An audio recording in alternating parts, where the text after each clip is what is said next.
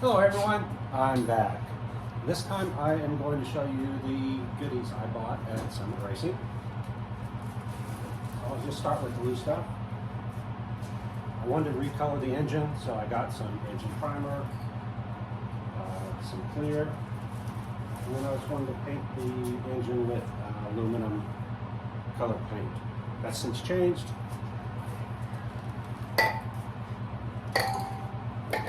But that was the idea.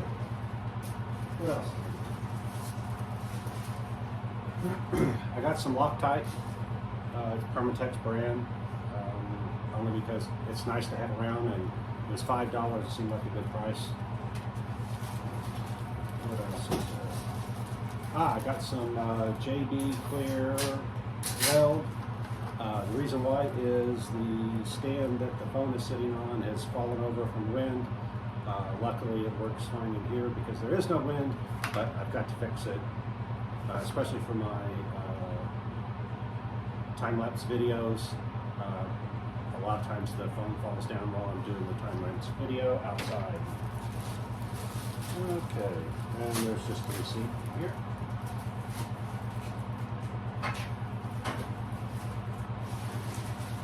Alright, another bag. In this bag we have only one thing. These are the bolts for the intake manifold. My confusion is that the engine that I assembled has 5/16 bolts. This claims that 3/8 are the right size. I won't know until I assemble it. Maybe the aluminum heads have bigger bolt holes. But all you can do is make your best guess. There's oil in the Windsor, yes they do. Oh, really? Yeah. Okay. So, Charlie says it's right. I don't know the difference between a Cleveland and a Windsor. They're all the same to me. I mean, I know the difference. I wouldn't know. The other thing I got was these Velcro Permatorque head gaskets. I've used these for decades. I've never had an issue with them. They were only $15 a piece. Every place else I was looking wanted $100 for a set of head gaskets. It's like these $15 ones have worked fine for decades. I don't see why to spend 8 times as much for the same thing, or 7. All right, and then the big thing is the aluminum cylinder heads. So these are Flowtech cylinder heads. I had never heard of Flowtech before. I bought them because they were unbelievably cheap for a set of aluminum heads. They were $479 each.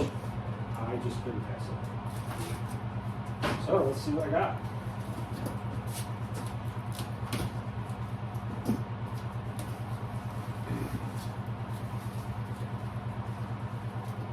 Of course, got a sticker, but it's torn.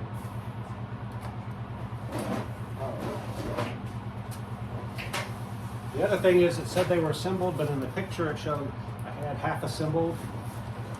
So I'm pleasantly surprised that the whole thing is assembled. Wow.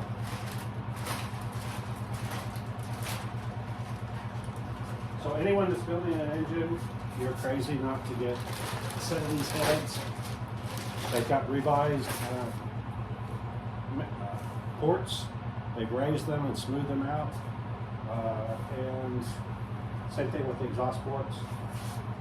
So honestly, they look really, really good out of the box. They've got guide plates. And that's pretty much it. Oh, much bigger valves. When I take the other ones off, you'll see, I think there were 170 intakes. These are 202s. There is a 194 in between the two. But as far as I can tell, obviously just looking, doesn't tell you a whole lot, but these look like a great set of heads.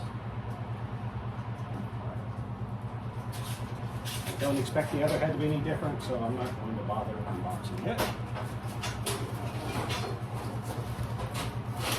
And that's all I got from Summit. That was a little over $1,000. And then Charlie showed me this stuff that's called Steel It. And it is stainless steel in a can. He uses it for all of his steel A-arms and such.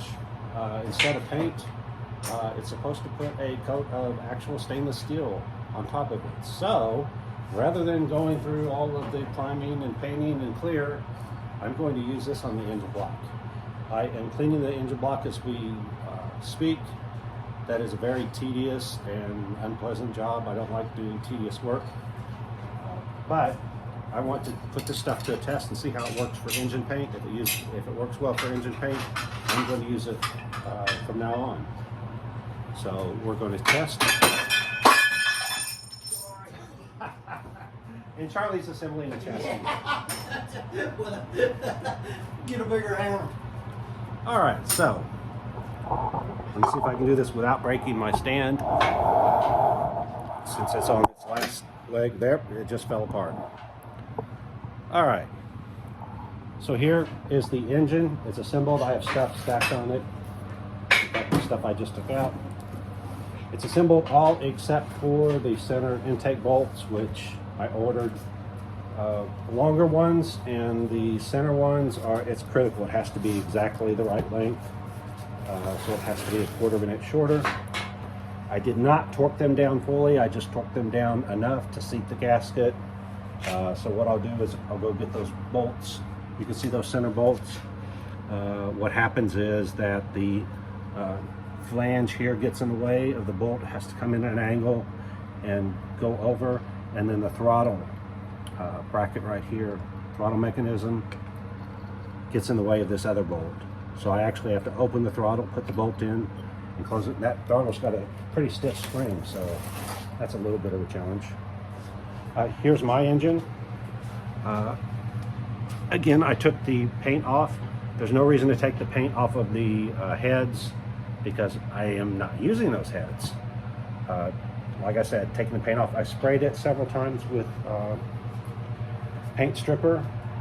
Paint stripper, for those of you that don't know, they changed the formula because one of the chemicals is harmful to us, and methyl chloride, non-methyl chloride is what it says. Well, that methyl chloride is apparently what makes paint remover actually work. So it took several tries to get this. It's still not quite done, but it's closer.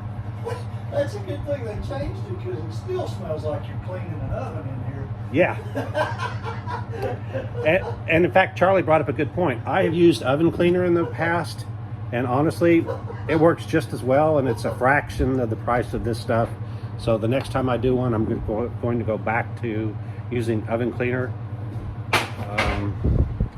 Let's see. So what I did was I sprayed this on, let it set for a long time. It says 15 minutes. I let it set for hours. And then I used acetone with just a little chip brush and got all of that off. And then I came back with some Simple Green. I just needed some kind of cleaner.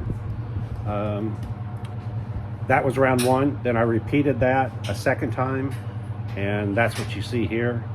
And then what I'll do is I'm going to put this on the engine hoist, get it out in the light where I can see it, and I'm going to get all of the paint off of it.